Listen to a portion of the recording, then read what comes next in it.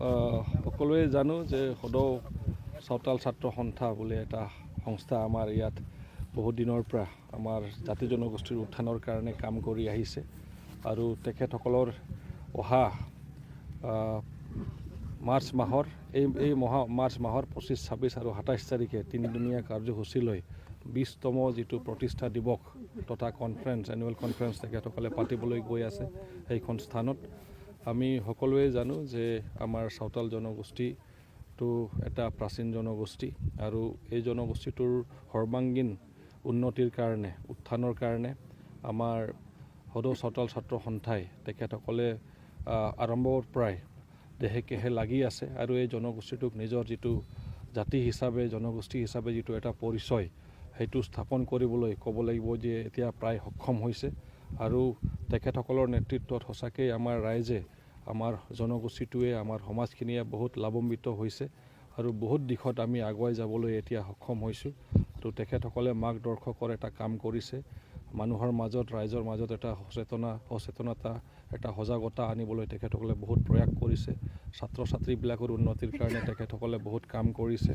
তো সেই তেনেকুৱা ধৰণে তেখেতসকলে বহুত কাম কৰি আহিছে সেইকাৰণে এতিয়া যিটো অহা 25, 26 আৰু 27 তাৰিখত যিটো তেখেতসকলৰ প্ৰতিষ্ঠা দিৱস ইয়াত পালন কৰিবলৈ গৈ আছে আমাৰ গোসাইগাঁও মহকুমাৰ আমাৰ কাছিয়াবাৰী এইখন প্ৰাংগণত এইখন বল ফিল্ডত মই আশা কৰোঁ আৰু মোৰ ফালৰ পৰা শুভেচ্ছা থাকিল যে তেখেতসকলৰ এই প্ৰগ্ৰামটো নিশ্চয় ছাকচেছফুল হ'ব বুলি আৰু এইখন প্ৰগ্ৰামত যিমান ৰাইজসকল উপস্থিত থাকিব বিভিন্ন আমাৰ আলহীবিলাক আহিব আমাৰ জনগণ আহিব আমাৰ মুৰব্বীসকল আহিব ইণ্টেলেকচুৱেল বুদ্ধিজীৱী মহলসকল আহিব তেখেতসকলে পাৰ্টিচিপেট কৰিব বিভিন্ন ছেশ্যনছ থাকিব ইয়াত আৰু বিভিন্ন টপিকৰ ওপৰত ডিছকাশ্যন হ'ব আৰু বিশেষকৈ অহা আমাৰ 10 বছৰ 20 বছৰ 30 বছৰ আমি কি ধৰণে আগবাঢ়ি যাম নিশ্চয় এটা ৰোডমেপ তেখেতসকলে তৈয়াৰ কৰিব বা আলোচনা কৰিব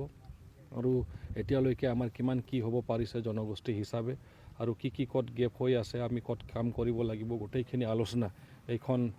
মিটিঙত এইখন প্ৰগ্ৰামত আলোচনা কৰা হ'ব আৰু নিশ্চিতভাৱে আমাৰ জাতি জনগোষ্ঠীটোক আৰু আমাৰ সমাজটোক এটা মানে সুপথেৰে আগুৱাই লৈ যাবলৈ আৰু এটা গঠনমূলক পথেৰে আগুৱাই লৈ যাবলৈ নিশ্চয় এটা মাৰ্গদৰ্শক হ'ব বুলি আশা কৰিছোঁ। ধন্যবাদ। আজি আমাৰ এই গোসাইগাঁও মহকুমাৰ কাছিয়াবাৰী অন্তৰ্গত এইখন ফুটবল খেলপথাৰত আমাৰ সদৌ অসম চাওতাল ছাত্ৰ সন্থাৰ দ্বাৰা আয়োজিত 25, 26, 27 তাৰিখে হ'বলগীয়া অধিৱেশন তো সেই অধিৱেশনৰ লাই খুঁটা আজি ইয়াত স্থাপন কৰা হৈছে আৰু আমাক আজি এই লাই খুঁটা স্থাপন কৰাত আমাকো মাতিছে আৰু ইয়াত আমি আহিছোঁ আদিবাসী কাউন্সিলৰ আমি 3জন EM ইয়াত আছোঁ আৰু আমাৰ শ্ৰদ্ধাৰ BTRৰ EM উইলছন হাজদা ডাঙৰীয়াও আছে আৰু ইয়াত আমাক মাতি মানে লাই খুঁটা স্থাপন কৰা হ'ল আৰু ইয়াৰ দ্বাৰাই আমাৰ যিহেতু চাওতাল ছাত্ৰ সন্থা যি উদ্যোগ লৈছে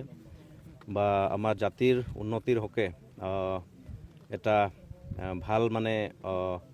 কাম কৰাৰ ক্ষেত্ৰত বা আমাৰ শিক্ষা দীক্ষা বিভিন্ন ধৰণৰ জাতিগত সমস্যাৰ ওপৰত তেখেতসকলে কাম কৰি আছে তেখেতসকলক মই ধন্যবাদ জনাইছোঁ আৰু যাতে অনাগত দিনত তেখেতসকলৰ দ্বাৰা জাতিটো যথেষ্ট উন্নতিৰ পথত আগুৱাই যাব আৰু